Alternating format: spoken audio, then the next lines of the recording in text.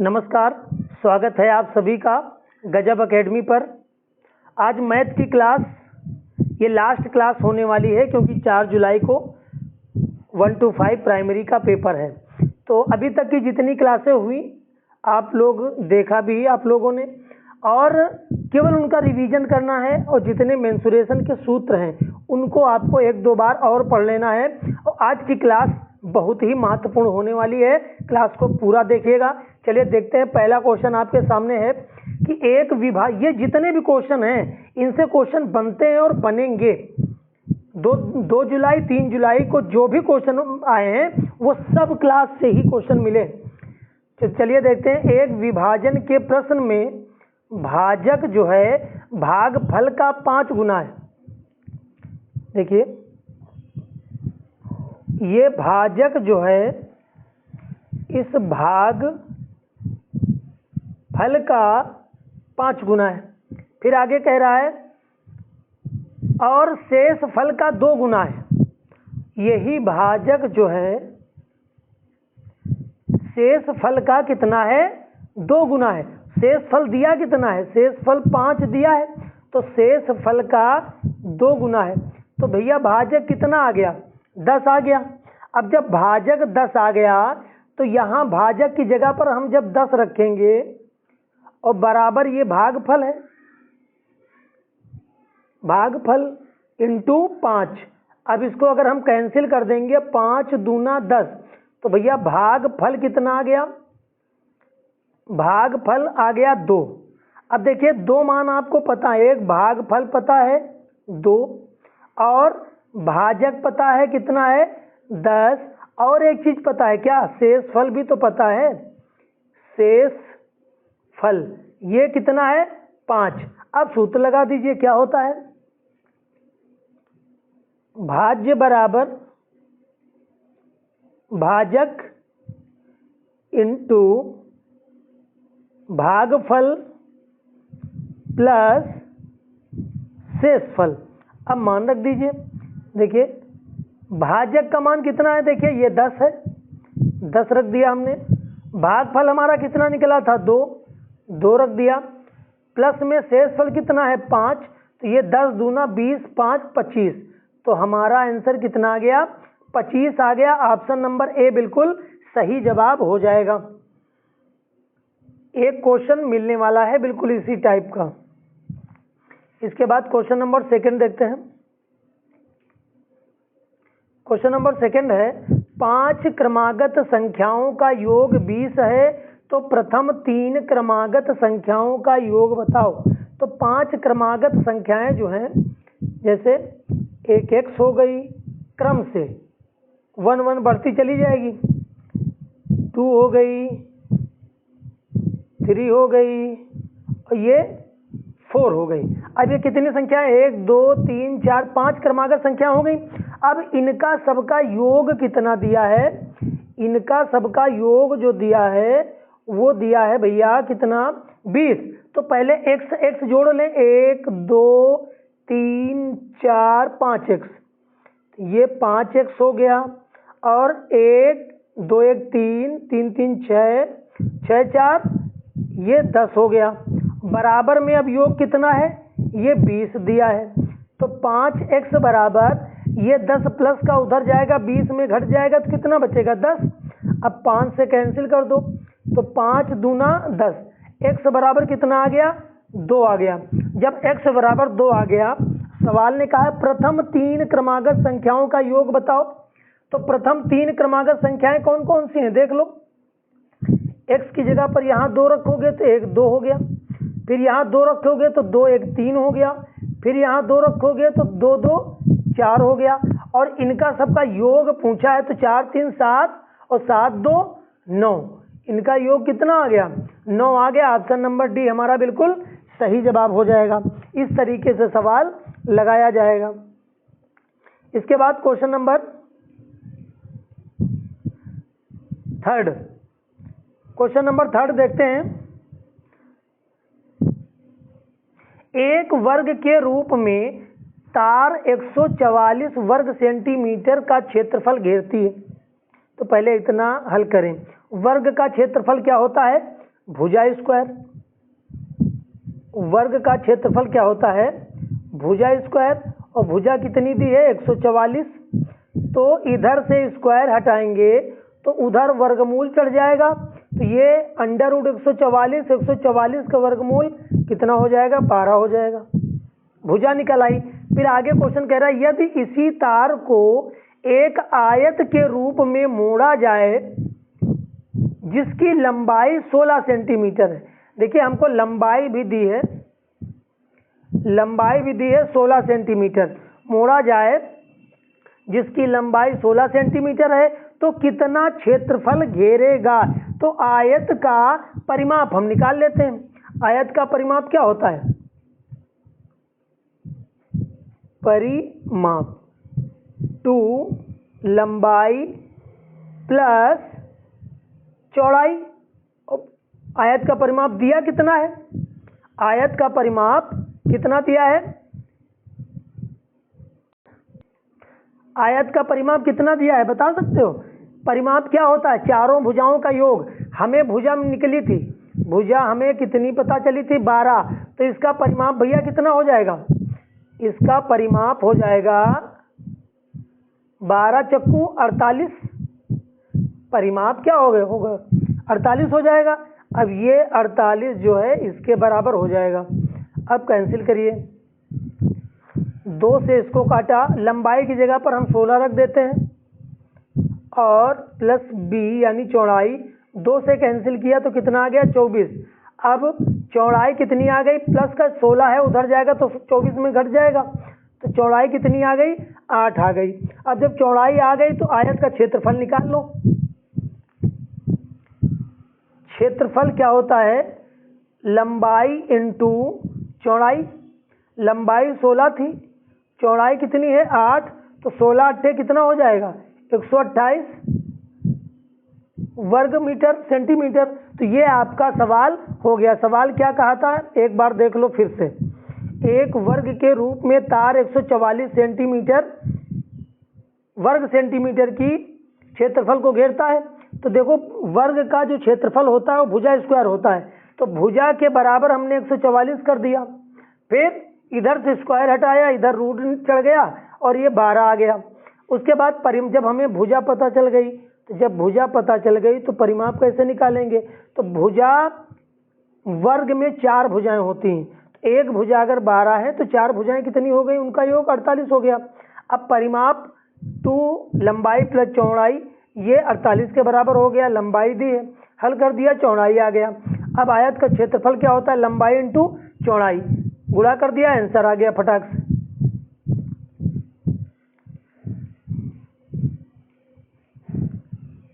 जरा इसके बाद ये देखिए सिंपल क्वेश्चन है, क्या करेंगे, पहले इन दोनों को जोड़ लेंगे, इन दोनों को जोड़ लेंगे। देखिएगा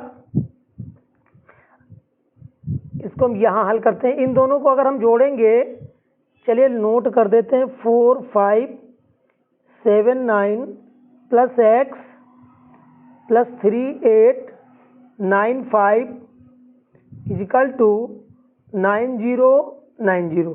अब करना क्या है, इनको जोड़ना है। तो 5 9 5 14 हो गया कि 4, फिर 9 7 16 और 1 17 और 8 5 13 1 14, 4 3 7 1 8 हो गया, प्लस का x बराबर 90 90। अब ये प्लस में है, उधर जाएगा तो माइनस में हो जाएगा। अब इसको घटा लिया जाए तो 90 90, ये प्लस का इधर जाएगा तो माइनस का हो गया। अब इसको घटाने पर क्या आएगा, 10 में 4 गए तो 3 बचे, 10 में 4 गए तो 6 बचे। भैया गर्मी बहुत है, 10 में 4 गए तो 6 बचे, ये 8 में 7 गया तो 1 बचा। अब देखो 16 इसमें है, 16 इसमें, ये दोनों तो खत्म हो गए, अब इनमें से कोई है। फिर आगे देखो, अब फिर 10 में 4 जाएंगे तो फिर 6 बचेंगे। अब 10 में जब 4 जाएंगे तो 6 बचेंगे। अब आगे हल करने की जरूरत नहीं क्योंकि इसका काम खत्म हो गया। 616 हमारा फाइनली आंसर आ जाएगा घटाने के बाद, क्योंकि यहाँ 8 बचेगा, 8 में 8 गया है कुछ नहीं, तो 616 इसका सही जवाब हो जाएगा। उसके बाद क्वेश्चन नंबर 5 देखते हैं। दो संख्याओं का एलसीएम और एचसीएफ, दो संख्याओं का एलसीएम उनके एचसीएफ का 20 गुना है। देखिए ये जो, अगर हम एचसीएफ x मान लें तो एलसीएम जो है एचसीएफ का 20 गुना है। कौन? एलसीएम। तो ये 20x हो जाएगा।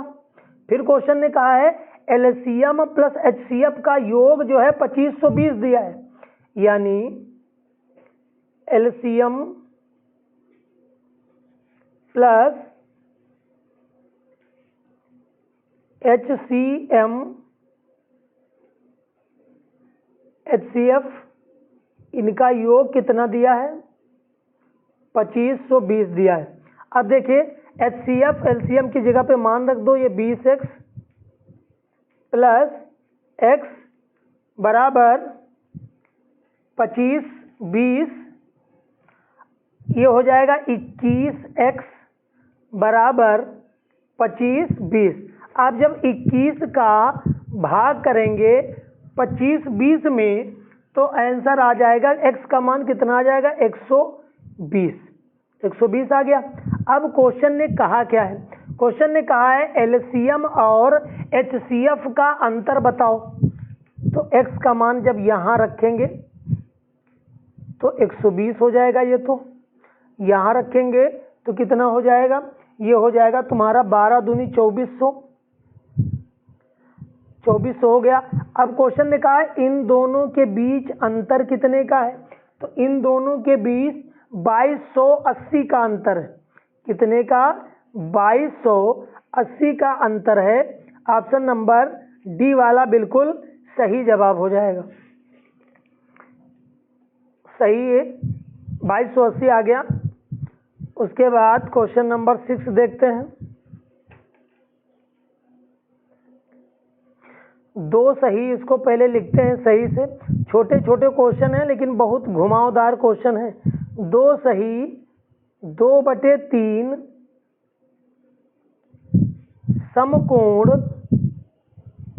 समकोण को डिग्रियों की संख्या में बदलना है। डिग्री में बदलना है। दो सही 2/3 समकोण अगर लिखा है तो इसको डिग्री में कैसे बदलोगे? तो गुणा कर दो, 3 दूनी 6, 6 2 8, 8/3 समकोण हो गया। और ये जो समकोण है, समकोण 8/3 समकोण का मतलब होता है 90 डिग्री। 3 से कैंसिल कर दो तो 3 3 9, 8 3 24, 240 डिग्री का कोण आ जाएगा। इसका सही जवाब हो जाएगा 240 डिग्री। उसके बाद क्वेश्चन नंबर 7। क्वेश्चन नंबर 7 है 7 सही 1/2 किलोग्राम नमक। 7 सही 1/2 किलोग्राम नमक। तो इसको पहले पूरा बटा बनाओ। 7 दूनी 14, 1 15/2 किलोग्राम नमक। उसके बाद 1/12 किलोग्राम नमक के कितने पैकेट बनाए जा सकते हैं? ये जो है हमारा, ये कुल नमक है।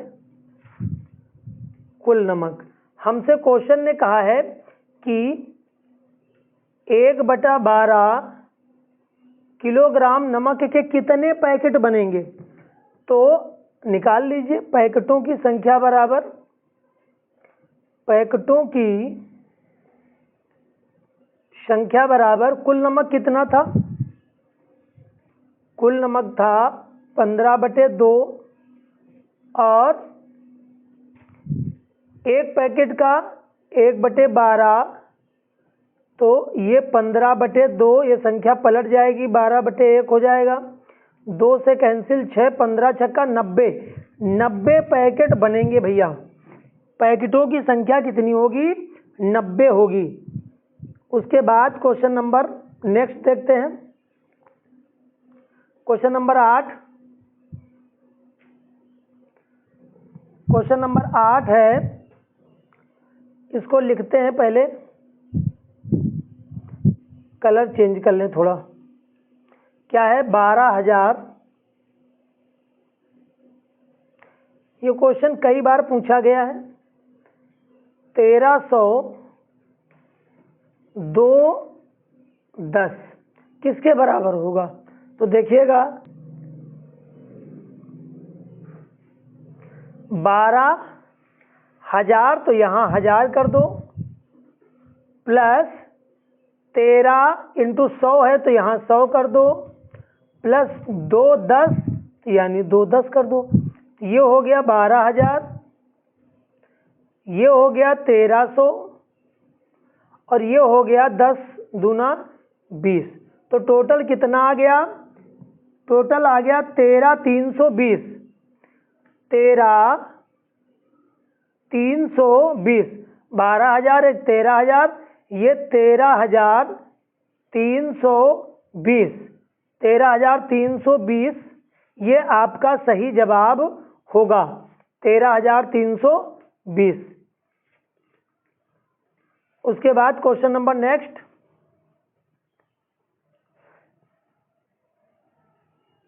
संख्या दी हुई है और क्या कहा है कि 5 और 7 के स्थानीय मानों का अंतर बताइए। तो पहले संख्या जैसे लिखी जाए, 3 5 2 8 7 6 ये संख्या लिखी गई। अब 7 का स्थानीय मान निकाल लो, 5 का स्थानीय मान निकाल लो। देखिए, अगर हम 5 का स्थानीय मान निकालेंगे, 5 का स्थानीय मान क्या बनेगा? 5 और 5 के आगे कितने अंक हैं? 4। 1 2 3 4। 5 के बाद जितने अंक हैं उतने 0 लगा दो।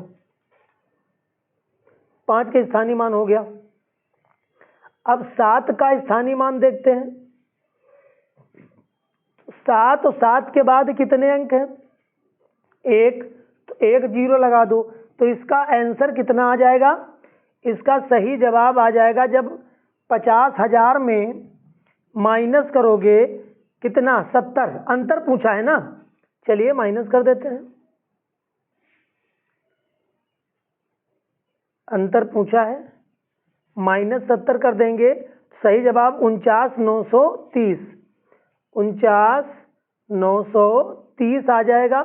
49,930 ऑप्शन नंबर सी बिल्कुल सही जवाब हो जाएगा। उसके बाद क्वेश्चन नंबर नेक्स्ट, ये क्वेश्चन नंबर 10 है। देखिएगा, क्वेश्चन ने कहा है 12 और 49 के बीच सभी अभाज्य संख्याओं का योग क्या होगा? तो 12 और 49 के बीच जो है अभाज्य संख्याएं निकालनी है। अभाज्य संख्याएं होती क्या है? अभाज्य संख्या वो होती है जो अपने आप से विभाजित होती है और 1 से विभाजित होती है। अभाज्य संख्या क्या होती है? अपने आप से विभाजित होती है स्वयं और 1 से विभाजित होती है, बाकी किसी भी संख्या से विभाजित नहीं होती है। तो ये होती है अभाज्य संख्या। तो चलिए देखते हैं, अभाज्य संख्या 12 और 49 के बीच में निकालते हैं। 12 और 49 इसके बीच में अभाज्य संख्या निकालते हैं। तो 12 के बाद 13 ये भी अभाज्य हो जाएगी, किसी से नहीं कटती है। 14 कटेगी, 15 कटेगी, 16 कटेगी, लेकिन भैया 17 ये अपने आप से कटेगी और 1 से कटेगी, बाकी किसी से नहीं कटेगी। 19 अपने आप से कटेगी, बाकी किसी से नहीं कटेगी। 20 21 22 ये आ गई। 23 अपने आप से कटेगी, बाकी किसी से नहीं कटेगी। 23 के बाद 24 25 26 27 28 29 आ गई। 29 अपने आप से कटेगी और किसी से नहीं कटेगी। 29 के बाद 31 आ गई। 31 के बाद 32, 33, 34, 35, 36, 37। ये 37 अपने आप से कटेगी और 1 से कटेगी। 37 के बाद 38, 39, 40 और 41। 41 अपने आप से कटेगी। 41 के बाद आ गई 43 और 43 के बाद आ गई 47। ये संख्याएं हैं, इनका सबका योग बताना है। तो इनका योग जो है, इनका योग करने पर कितना आएगा जोड़? इनका योग करने पर आएगा भैया 300। इनको जब सभी को जोड़ोगे तो योग कितना आ गया? 300। इस सवाल को कराने का मतलब ये था कि आप ये समझ जाएं कि अभाज्य संख्याएं होती क्या हैं और बीच से कैसे निकाली जाती हैं। तो ये क्लास थी, और अभी तक जो भी क्लासें हुई हैं उनका आप रिवीजन करिए अच्छे से। ये यूपी टेट के लिए लास्ट क्लास है। इसके बाद अगर आपने सीटेट का फॉर्म डाला है, सीटेट की तैयारी कर रहे हैं, तो बिल्कुल गजब एकेडमी को सब्सक्राइब कर लीजिए। गजब एकेडमी पर पेपर 1 और पेपर 2 की तैयारी बहुत ही अच्छी तरीके से करवाई जाएगी। और पेपर 1 में या पेपर 2 में सीडीपी हो, मैथ हो, हिंदी हो, पेडागोजी हो, सब कुछ कराया जाएगा विधिवत रूप से। तो मिलते हैं नेक्स्ट क्लास में। बेस्ट ऑफ लक कल के पेपर के लिए। आपका पेपर बहुत अच्छा हो। जय हिंद, जय भारत।